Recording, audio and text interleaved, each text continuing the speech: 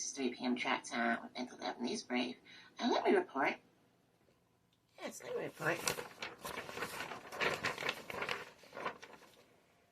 Okay, now, according to sources online, the 4-time Grammy-nominated rapper and performer, Ja Rule,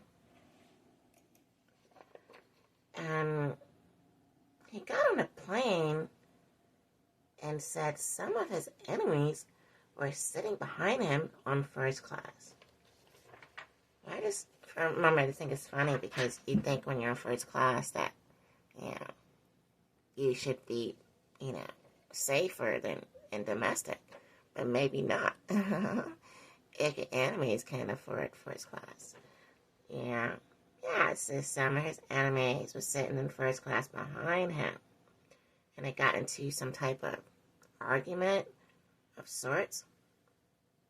Now, Ja Rule also spoke about after the fact that he knows his enemies are never going to really be his friends. Yeah, so he said some of these enemies allegedly he had for a long time. So he knows his enemies and they are never going to be friends. Yet even that being the case, does that mean you and your enemies have to be at war? Yeah. Your enemies following you on a plane, sitting in first class. Now, I don't know if they followed him on the plane, because they could have just been, traveling the same circles, and they happened to be on the plane. But allegedly they started, teasing him and things of that sort, and making his life a little bit uncomfortable. But he says, just because you have enemies does not mean that you have to always be at war. Well, my commentary is this. I think it's time to make peace and not let your enemies be your enemies anymore.